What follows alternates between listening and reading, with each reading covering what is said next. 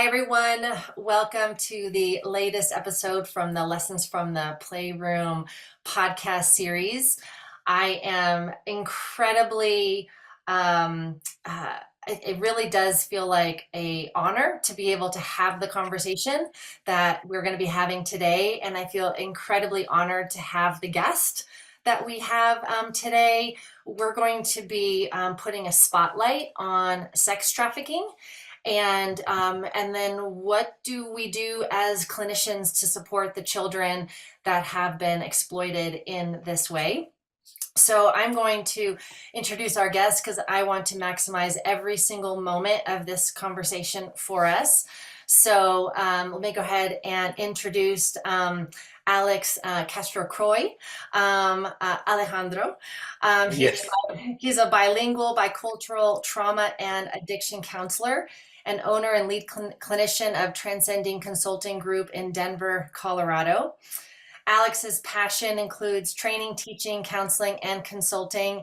He was adjunct professor of the Human Services Department at MSU for 10 years. He has served as an interventionist for the Latino GLBTQ community, drug court probation officer at Denver Juvenile Court Probation, bilingual diversion officer for Denver DA's office, previous owner and director of Life Recovery Centers. He's worked with a variety of clients from all walks of life. He currently trains law enforcement professionals locally and nationwide on working with survivors of sexual trafficking and sextortion. He has been collaborating and consulting with local and national FBI crimes against children, which is the reason, Alex, that you are here to have this in conversation with us. Thank you so much for joining me.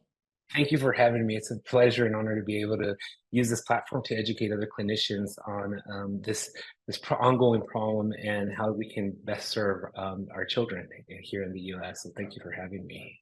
Yeah, well, when I reached out to you, I had shared that this is a topic that I have Yes. had on my radar that I wanted to do. I almost feel like this needs to be like a special podcast, like highlighted in Yes. a really particular way. But I was looking for the right person to help have the conversation, and well, it's you. So Thank you. Thank you. thank you.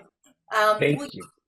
Yeah, will you go ahead and just share with us a little bit about how you even got into this work before we get into talking Yeah. about the topic? Yeah, definitely. So when I was serving as a drug court probation officer for Denver Juvenile Probation, there was a huge influx there was a political event going on here in Colorado where we had an influx of politicians come in, a whole bunch of news media came in, and a lot of kids were arrested and they were under the influence of drugs. And when I went to go screen these kids for drug court, I started noticing that a lot of the kids that were here that were coming in, they were not from Denver. They were from the South, they were from the East, they were from the Pacific Northwest, from California, and they were all minors coming into the state of Colorado. And the more we started talking to them, mainly my focus was, possession of substances with intent to distribute and trying to get them connected to appropriate resources. The majority of kids got deferred adjudications. I started hearing common themes of, I'm not from here. I'm here with a friend. I'm here with a family member.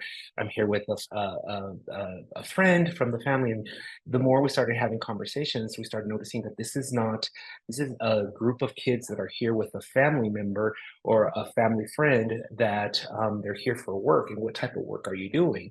And they wouldn't elaborate. And finally, we found out that they were here. They were soliciting sex on 16th Street Mall. They were soliciting sex on, back in the day, Craigslist, Backpage. And so a lot of the kids were being solicited and exploited through commercial sex trafficking. And the majority of them were under 18. They were 18 or they were 18 and under, or some of them were just about to turn 18. And so we started realizing these are victims. In the past, as a probation officer, they used to charge the kids with prostitution, soliciting sex. Obviously, that changed. That was when we first started doing this work. It changed, and so a lot of them got offered diversion. And that's when I made the jump from being a probation officer to a diversion officer with the Denver District Attorney. And I would handle the majority of the kids had a lot of trauma, complex compound trauma. They were victims of either sexual abuse, child abuse.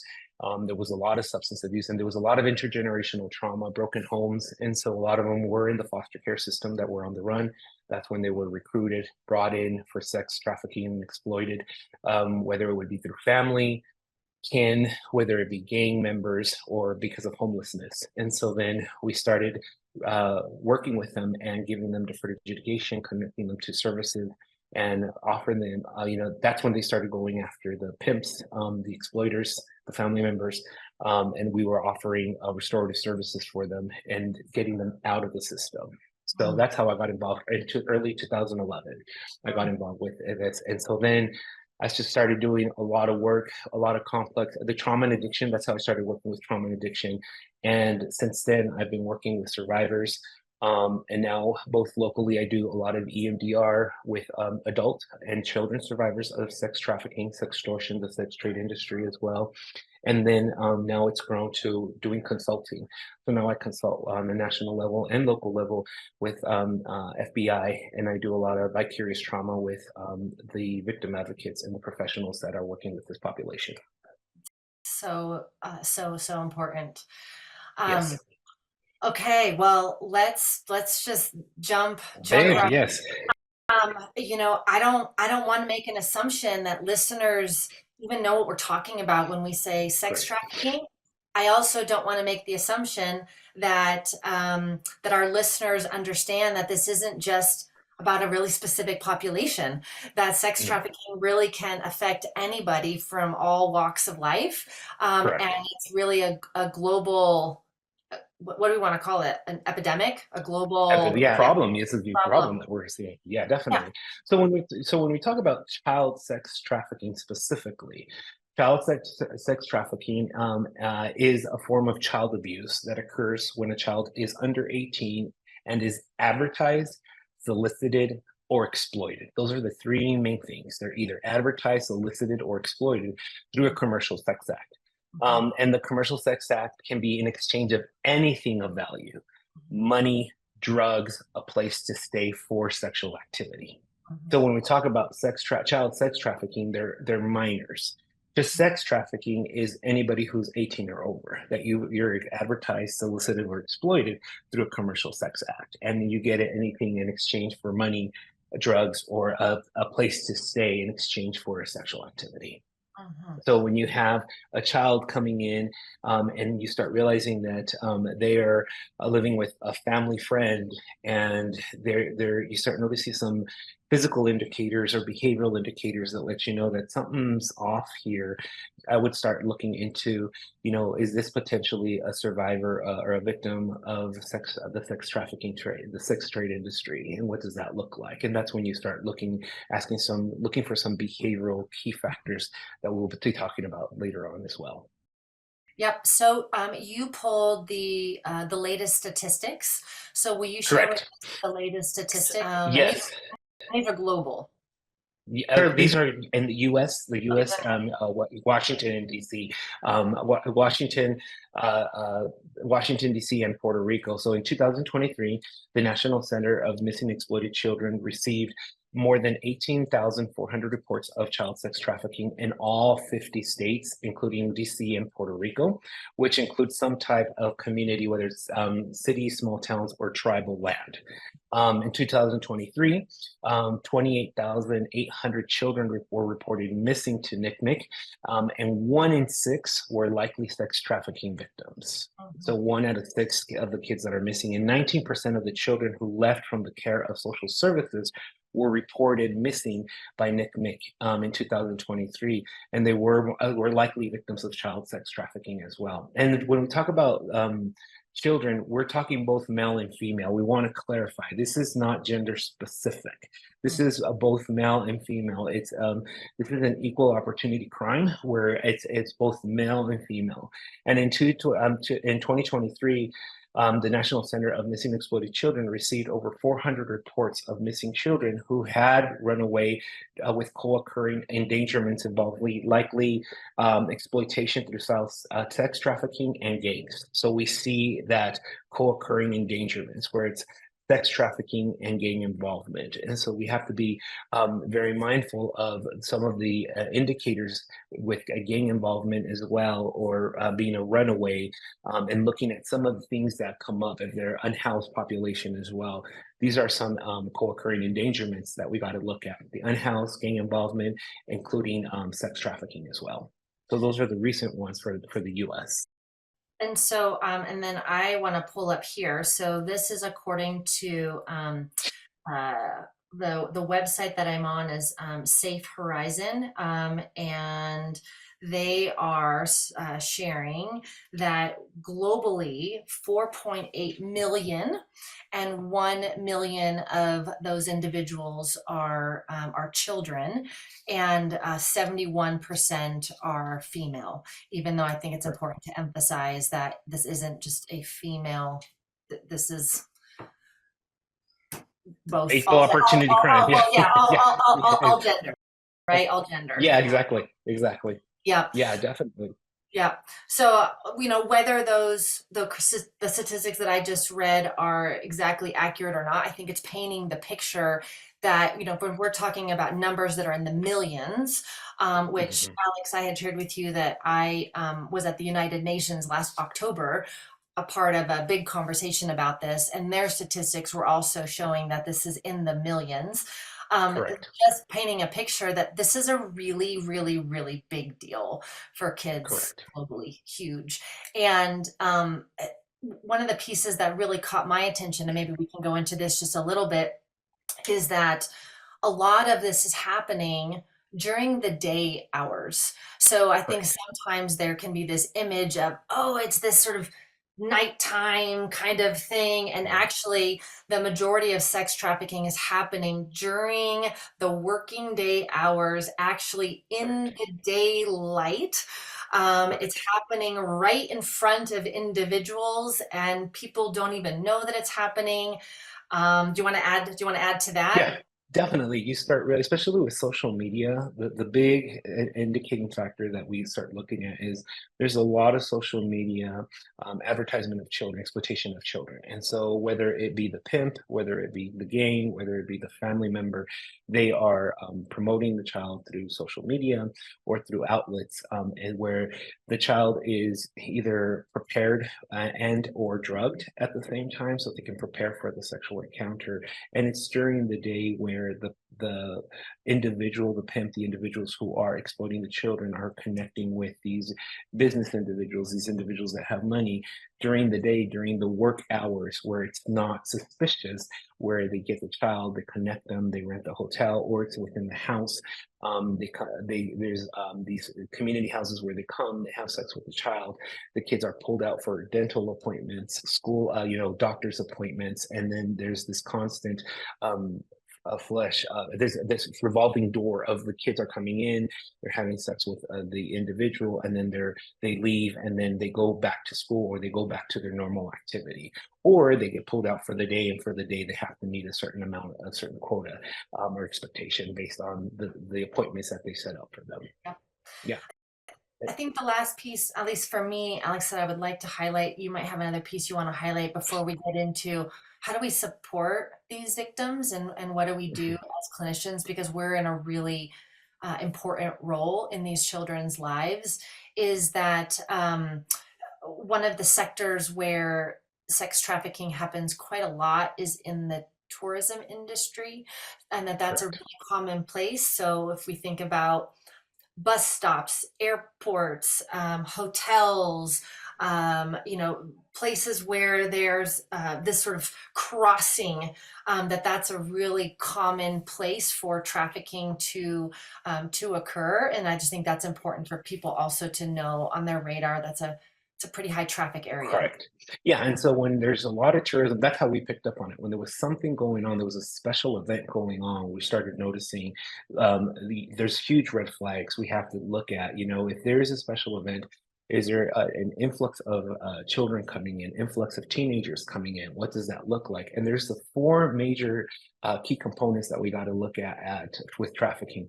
Number one, familial trafficking. This is when a child is being trafficked by a relative. So they're here with a relative, an aunt and uncle, a step parent, and they're an auntie and uncle, and they're not directly related with the child. And they're bringing them in, and they're bringing them to this. They're here with their auntie, or they're here with their uncle, or they're pimp control. They're here with an individual, male or female, that develops an intentional relationship with the child, and they bring him in for fun, or they're their guardian, their companion, and you start realizing they're constantly being watched. There's this overly controlled behavior when they're in these settings. Oh, where are you going? Are you going to the bathroom? Let me go with you. I'll stand outside of the door. There's this power and control dynamic that happens, especially at the airport, at the restaurants, at the events where they're at eyesight. They have to constantly be watching them. Or when it's gang controlled, where the gang members are watching them, or they're surrounding them, and there's also a threat to the child. Or the child is homeless. There's an event going on and they're unhoused. And so they're going to the event because they want to panhandle. And in the process of panhandling, they're also offering sexual favors, or so we have to be very mindful of that as well, that there's 4 types of trafficking that happens, especially during these special events. And so when there's big events within your city, be mindful of what's going on. Yeah. So, Alex, before we move the conversation, you and I both feel really, really passionate about therapist self-care. And so I just want to pause, listeners. Yes. This is a big conversation. Before we move into the next piece, I want to invite you to notice what's happening in your body. I want you Mhm. to notice your feet on the floor, or if you're walking or wherever. I want you to take some breaths. This topic can stir up a lot of emotion. There's a lot Yeah. of sadness, anger, all kinds of feelings that can come up with this. And so as we're talking, just breathe, notice, and if you're starting to feel activated, move. Move your Mhm. body, pause the podcast, come back, but take care of yourself while Mhm. you're listening to this. Yeah. And I'm glad you're bringing that up, Lisa, because that's how I've been able to maintain longevity in the field. When I work with clients, you will be hearing some pretty um, visceral details of crime, visceral activity, and I always do the PERMS check-in with myself. PERMS is an acronym: physical, emotional, relational, mental, and spiritual. What's going on with me in my physical realm, emotional realm, relationship with myself? Am I self-doubting? Am I having inner saboteur? How am I feeling with the rapport with my client?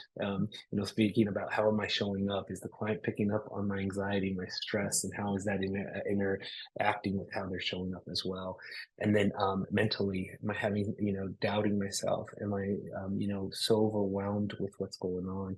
And then spiritually, my meaning and purpose. Is this where I need to tap out and go debrief with someone to really, music, massage, exercise, because my nervous system is really activated based on the information and how I'm receiving it. And so I'm glad you're bringing that up, because as we work with this population, we have to constantly be mindful of how am I checking in with the client and also checking out, taking care of myself within my 5 domains. Yeah, I Yeah. love that. I'll offer one too, just offer, just support our listeners in different angles. I do a 3-prong question for myself, and the first question is how am I doing, and then the second one is how do I know, right? How do I whatever that Mm, answer is, like how do I know, and then what do I need, and not like, oh, I need a vacation for like a month. No, like right now, literally in this moment, this moment. what do I actually need right now in this moment to get through this moment? And then I can ask the 3 questions in the next moment. Exactly. Exactly. As I move Yeah. through the challenge. Yeah. Yeah. So I Yeah. love that. So Yes. listeners, I hope you're hearing self-care, self-care, self-care, particularly when Yes. working with this population. So Yes. let's move in Correct. to this next piece. Where do you want to start? Do you want to talk about what are some of the typical presentations or some of the typical Yeah. challenges that we might Yeah. observe? I want to bring up the physical indicators and behavioral indicators, Okay. especially when working with survivors. One of the key things I want to bring forth is child sex trafficking, the victims are often unable to self-identify as victim or even disclose their abuse because of fear, shame, and loyalty to their abusers. Remember, these are the people that are housing me. These are the people that are providing me. There's these, the grooming that goes on with these clients, and it's like you can't survive without me. So a child is not responsible for asking for help. This is where we, as the professionals, the trusted adults, have to recognize the signs and ask the appropriate questions. And if there is rapport and trust between myself and the client, they're going to open up and start sharing more and more. So it's super important to be mindful of the indicators, both physical and behavioral. Obviously, these are red flags, and it shouldn't be considered like an assessment. These are just red flags that should help the clinician and the professionals working with this population on there's something going on here, and just when you start detailing it with them, it's not with shame, it's not with recognizing and normalizing embarrassment, but to be able to support them. For example, signs of sexual or physical abuse. If you see symptoms of neglect, especially malnourishment, there's a lot of, this is the modern day the slave trade. If we start thinking about, I'm not going to feed you if you don't meet your quota. I'm not going to feed you if you don't meet a certain amount of income. And so you have to be very mindful if there's malnourishment. Every time I have the clients come in, I'm mindful of the pantry. I'm mindful of the food that we have available, whether it be snacks, granola bar, whether it be some kind of food for them available so that they can feel comfortable and be able to have an open conversation of what's going on. If you have unaddressed or chronic medical dental issues or STIs, a lot of times kids came in with STIs and they didn't even realize the discomfort they were feeling. And then again, when I mentioned previously, there's this close association with an overly controlling adult. They're super hyper vigilant and afraid to answer questions, or they're always looking over their side or super scared of answering basic questions of what did you do over the weekend? What did you have fun? And they're super scared because they're afraid that if they disclose too much, they're going to get in trouble. And so be mindful of that. These types of um, these little hints. If they're constantly saying that, they are sleeping in hotels, they're constantly traveling and stopping at truck stops, strip clubs, other locations such as where there's known commercial sex trafficking or where they occur. Be mindful of that. If we're constantly going to hotels, street track, for example, here in Colorado, the track is called Colfax. It's called the tracks, the fact, because that's the track where a lot of people solicited sex there. And so if you start realizing, oh yeah, we hung out on Colfax, we normally hang out on Colfax on the weekend, and that's one of the questions that you got to start looking at, like, okay, what's going on there? Secret cell phones or applications to provide multiple cell phone numbers. Those are some of the things. Oh yeah, I have this app here, or I have a hidden app, an app within an app. Those are the type of things. They have possessions of material goods or inconsistent to the child's access. For example, if you get a 13-year-old that has her nails done, has a well-off purse, a Michael Kors purse, and you start realizing what's going on here? This is not making sense. These are some questions that you start realizing, you have access to money and your social economic status are not matching. This is not matching up. Or they're in possession of bulk sexual paraphernalia, bulk condoms, bulk lubricant, dental dams. You start realizing why do you have so much of this at a 14-year-old, as a 15-year-old? Or they're living out of suitcases, motels, in a car, and there's evidence of housing insecurity. They don't know where they're going to sleep, or if they're super scared that if if they don't fulfill their chores or their responsibilities, they're not going to know where they're going to sleep. There's that threat to housing insecurity. Again, the other big one is prepaid credit cards, hotel keys, prepaid credit cards, or large amount of cash. When you start seeing, one of the key things that I started noticing with clients when they would come in is like, hey, when I was a diversion officer, I would always give them bus passes and whatnot, and when they opened up their purses or their backpacks, and I would see hotel keys, what's going on? Why do you have all these hotel keys? What's this about? Oh, nothing. It's that's when you start having the conversation about this is not a norm. The other piece is the tattoo and branding. A lot of times when they're gang involved or there's a pimp involved, they normally have branding going on, whether it be in their arms, in their backs, in their legs, in certain part of their body, to let them know that this is kind of my property. You do not, and I belong to this pimp. And they tend to, you start realizing tattoo or branding such as indicating money signs, certain uh, um, known tattoos like a money sign with initials that represent a certain pimp. And so then this is known for trafficking victims if they see certain, let's say, money signs or a tattoo symbol that they belong to a certain pimp. And so then we have to be mindful of that as well. And then references to traveling to other cities. Oh, I'm going to Miami for the weekend. Oh, I'm going to Los Angeles. I'm going to Vegas. And you start having conversations. Why are you going to these big cities? And you start noticing there's big events. Going back to what we talked about, there's big events in these big cities. You start realizing there's these states that they're going to. There's big cities, big events, and you start realizing there's something going on here. The last piece for physical indicators is drug dependency or frequent abuse of party drugs. GHB, Rufinol, ketamine, MDMA, Molly, ecstasy, methamphetamine. The reason they use these substances is because mentally they need to sedate themselves to engage in the sexual acts because they're not ready, they're not emotionally, they don't have the ego strength to withstand a lot of the sexual abuse that goes on. And so they either take opiates to reduce the pain, to reduce the anxiety, or they take stimulants to continue engaging in the sexual acts. And so when you start looking at the substances that they're consuming, when I would do, when I would work with them and they would have to come in for urine screens, and I would see certain stimulants, like talk to me a little bit of what's going on while they were involved in some kind of sexual act and they had to continue going. So the stimulant would help them continue with the sexual behavior. Or they would use substances, depressants, so that they wouldn't have to feel their emotions, so they would numb it. So it's a numbing agent or to continue in the sexual activity. So those are a lot of the physical indicators. All right, listeners, breathe. Yeah. We'll take we'll take Yeah. another moment to breathe because I mean our mind is doing what it does, which is it imagines. And so Yes. so important that we're hearing the reality, but our mind is also imagining this. And so Yes. let's breathe. Let's Yeah. come back to the five things. The Alex, you five were need of talking. PERMS: Yeah, physical, emotional, relational, mental, yeah. and spiritual. Be Or the mindful. three And questions.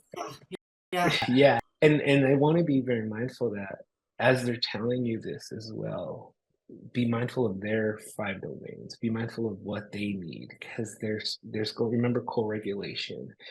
If you how you're showing up yeah, allows the client to continue opening up or shut down. totally, That's why it's so important. Yeah. totally. Yeah. Um, I want to highlight one of the pieces that you shared because this is one of the things that I have heard from conversations with play therapists, which is well, it doesn't really happen in my area, or it happens in other places. And you said, like, for example, so you and I are both in the Denver area, and you said, look, Colfax, which is, by the way, one of our main roads, Colfax Yep. is the track. And so I Right. really want to put a call to action to the listeners to go and research, where is it happening? I don't care if you live in a small town.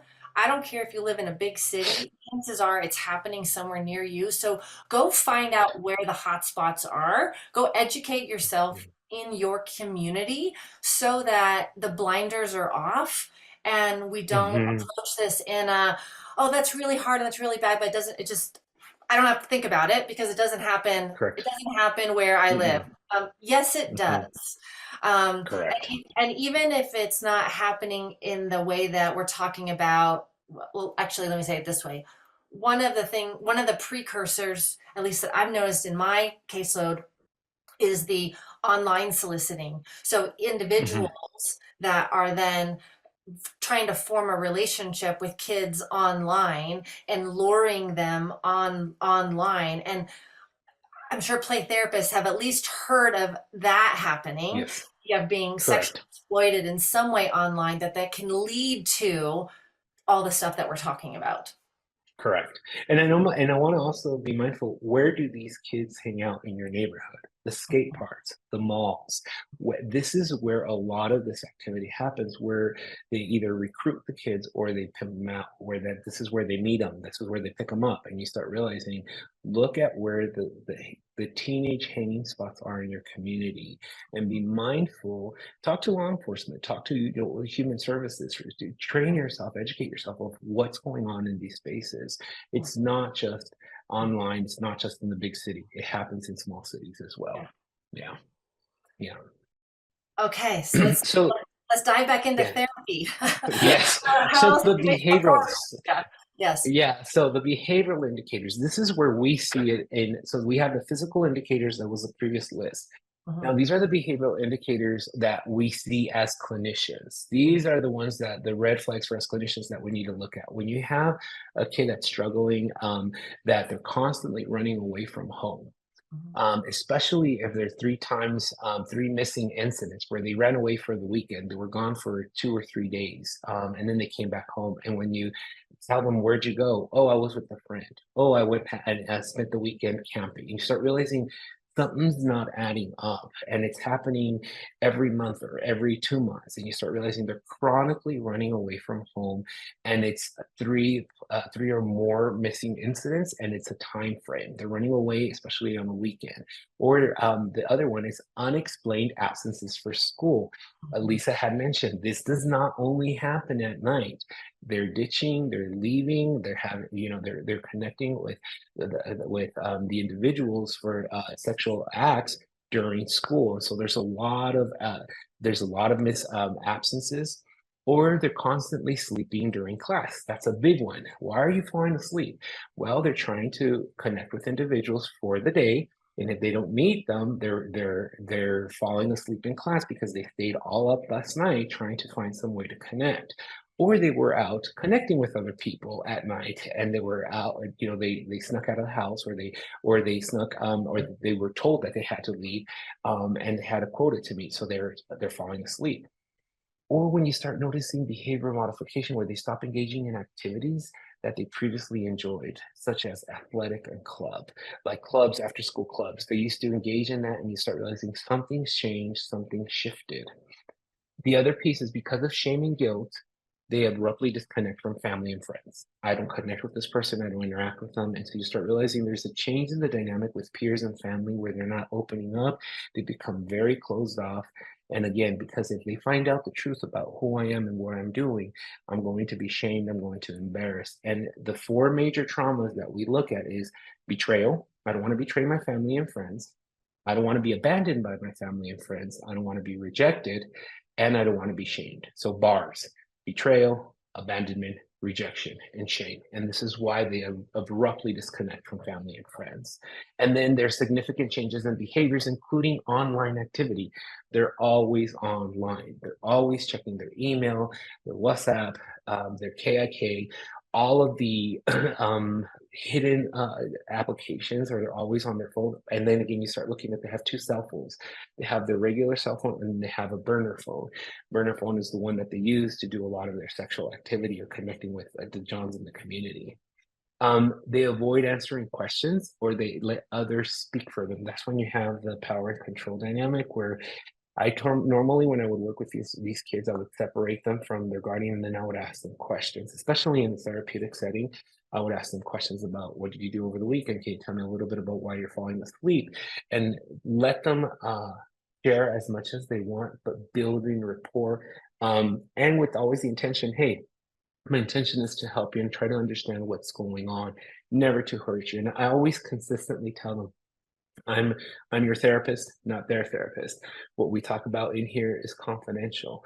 The only time I break confidentiality is harm to yourself and others. Okay, well, if you can't break confidentiality, here's what's going on. As something's going on, I'm having horrible pain in my stomach, or I'm having horrible pain down under there, and I don't know what it is, and I'm a little embarrassed. Well, let me give you a referral to go see a doctor. So you start realizing the more you build rapport with them, and the more you come from a non-judgmental, humanistic approach and confidence, they're going to start opening up. But at first, they're going to avoid answering questions because of fear. Mhm. They might appear frightened, annoyed, or resistant, mainly with belligerent adult figures. Remember, if they are through gang involvement or family, they have been trained what to say or what not to say. And Mhm. so if you continuously ask the same question, they already know you're onto something. And so the biggest fear that they have is getting, again, betraying the individual, the family, or the pimp, the person that has put them, exploited them, and so they don't want to lose, or they're too afraid of getting hurt and sometimes even killed because they're outing someone that they are their pimp, and so they're super afraid, and so they get very because of fear, they get very resistant. So understand it's not necessarily an attack on you; it's a fear for safety. So you're going to see a lot of fight or flight, especially when you're starting to hit the nail on the head. Be aware of how to navigate that and how you manage that. And they're reluctant to disclose their true identity, personal information, or secret online profile. They're not going to share this with you because it's a persona. This is the way. When I work with them, I use a lot of myth, meaning like if let's say um, if my name is Alejandro, but I'm called Big Al, and that's my name, my alter ego, Big Al. They create a persona with Big Al. This is how Big Al shows up. Big Al is all about authority, knowing what he knows, no insecurity. I'm going to show up with this sense of confidence. So when you start calling them out on Big Al, I'm going to start feeling exposed. And so there's this fear, and so there's going to be this reluctance, and you have to be very mindful of if you do find out of their alter ego, there's different online profile. Be very tactful and careful on how you show up and talk about it, because that's your way in to be able to explore what's going on with them because they trust you, or you're going to shut them down where you've lost them because they're not feeling open. And then once you start having those conversations, I was like, so tell me a little bit about Big Al. What is it about Big Al that needs, what's loyalty for Big Al? What's trust for Big Al? And you start realizing that there's a lot of cognitive distortions. There was a lot of abuse, a lot of manipulation from the pimps on how they need to show up based on that. And so be very mindful of what happens with them in that dual identity where the child is abused, neglected, but then you're expected to perform and be on and ready to go in this way of being, and how that causes a lot of confusion within the sense of self as well. And Yeah. then references to online escort ads and dating websites. Mhm. When I have a 15-year-old saying that she's on Tinder, Yeah. a 14-year-old saying that she's on Badoo, Yeah. you're like, on Bumble? I'm like, wait, how? Oh, just to meet friends. I'm hearing this theme in almost everything you're saying, and the theme is incongruence. And Yes, that's something that as clinicians, we can really tap into in our intuition of this, like, something doesn't make sense, something's not adding up, something's incongruent, and not to dismiss that. Am I getting that? That's correct, really, correct. yeah, And be very tactful and yes, humanistic in calling it out. It's like, hey, you're saying this, yes, and you're saying this. I have a slinky in my office, yeah, and I said, "You're saying this," and I then I love see that. this. That's great. Help me Great understand visual. how they connect. Yeah, Yeah. And so lovely. as they're seeing the slinky, they're like, Yeah, "Well, they kind of connect. Show me how." yeah.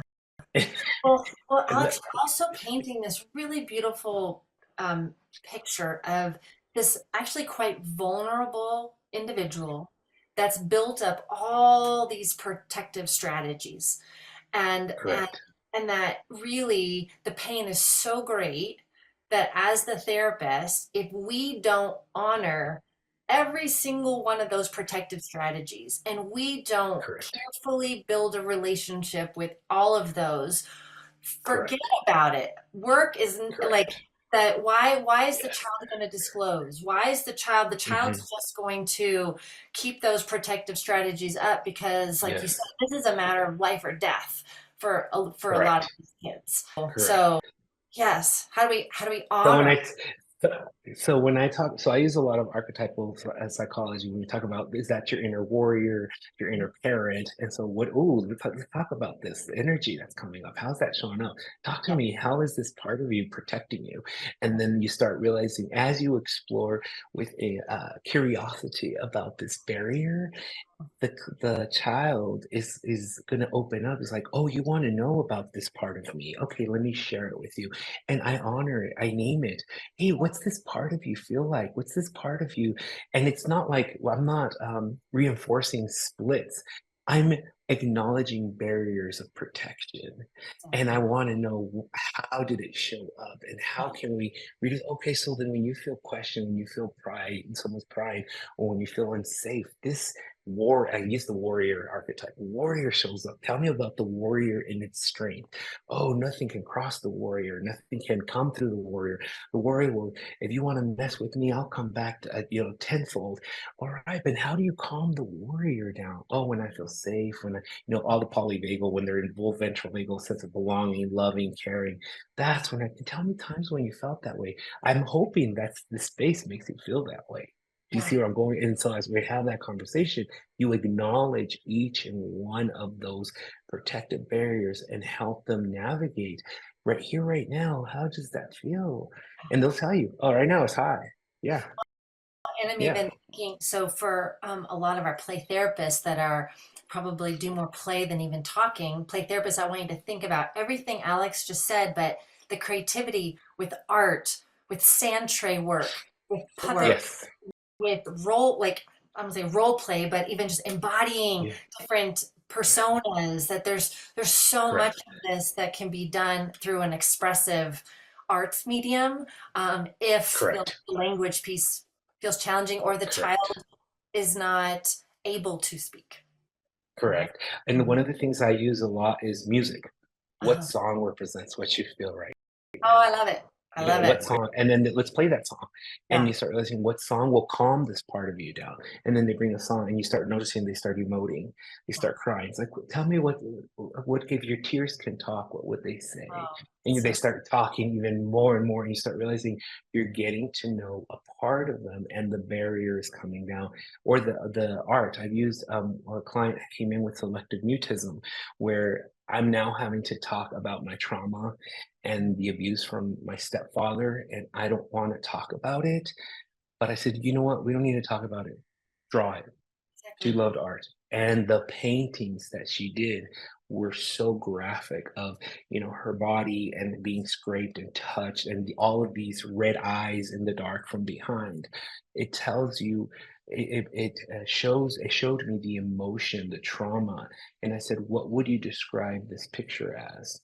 The innocent lost, Mhm. innocence lost. And so the art, the music, the sound, you start realizing these are huge resources that you can use so that it can emote and tell you the narrative, the story of their trauma, of how they've experienced as a survivor.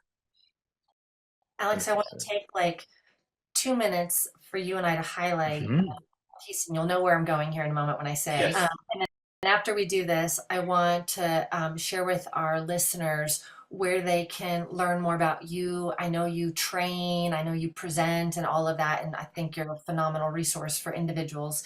Um, so, how do we, in a couple minutes, take what was just discussed and bring it back around to the therapist? So, for example, where I'm going with this is here I am as the therapist. I just saw this child create this painting that you just described. How do I become aware of my protectors? How do I become aware of my reaction? How do I, am I gasping? Am I in Mhm. disbelief? Am I regulating myself so that I stay centered? Am I in judgment and I'm just off in anger? And so how do we say a couple things to the therapist about the importance of what's happening in our inner world as we're coming in contact with the play, the stories, the art? So you know where I'm going with this. Yes. So take that. Take it So from there. so I always so this is what has worked for me, and I've worked with other clinicians. Be mindful of your humanness and be mindful of your professionalism. Mhm. These two are intersection. We cannot divide, but we have to be mindful. In my professional realm, there's going to be scenarios that are going to impact me as a human, but that does not mean I cannot function as a professional, but I do need to take care of my humanness. So Mhm. when I see the painting and it causes a visceral reaction in my humanness because of what I'm doing as a professional, it's Mhm. okay to go with your soul tribe, your professional colleagues, those individuals to process what's going on here, in addition to sit with this part of yourself and check in with both of them. Do not let your humanness or your what you're feeling as a human, because it's going to be visceral. I will be the first one to admit the details of what's going to come up is going to impact you, not only as a professional, is this the ethical thing to do? What am I supposed to do? But as a human. And at the end of the day, before I'm Alejandro Castro, LPC, LAC, with all the acronyms behind my name, I'm first Alex. And I first have to take care of Alex. And so be very mindful with grace to take care of both of this. And for me, it's the perms. Physically, how am I showing up professionally, and how am I showing up as my human for me? Emotionally, how am I showing up professionally? Emotionally, how? And then once you're able to take care of yourself as a human and as a professional, be able to act on whatever needs to in consultation, case consultation, supervision, and have your soul tribe. I always have my professional supervisors, case consultants, and then my soul tribe. And your soul tribe can be colleagues, and be mindful of what's coming up for you, and be mindful of how you're going to take care of yourself, because it will happen. It will happen with this population, and be able to have your resources, whether it be someone within locally, nationally, to be able to process as a professional and as a human as well. Well, that's a beautiful segue because you are a resource, Alex. So, where Mhm. can Yes. listeners learn more about you? Where can they hear about you? Yes, they can visit me at my website, transcendingconsultinggroup.com. I do consulting, I do trainings, I do conferences, I do a lot of soul care for clinicians that do this work, as well as trainings on how to navigate that professional and humanist as we work with this population, and training professionals on how to work with them as well. So they can reach me at transcendingconsultinggroup.com, or email me at alex@transcendingconsultinggroup. And then I'll be providing you, Lisa, if you want, links on resources. NCMEC, the National Center of Missing and Exploited Children, the phenomenal. They do an online training introduction of human sex trafficking. I'll provide the links to Lisa so she can add it on as well, with statistics as well, recent statistics. And I do collaboration with FBI Crimes Against Children, and I do consulting with them as well, with how to, for professionals and law enforcement, on how to do this type of work as well. Well, thank you for everything that Thank you. you're doing in the world. Thank you for everything you're doing for kids. Thank you for what you just did for the play therapy listeners, and the other clinicians that are part of this podcast. Um, this is this is extraordinary information and important information. So thank you. Soul work, as Thank you you. soul Yes, tribe. it's soul work. Like this is soul work. Yes, This is soul this work. is soul work. It This is is. It is soul soul work. work. Yeah. So thank Yes. you so much.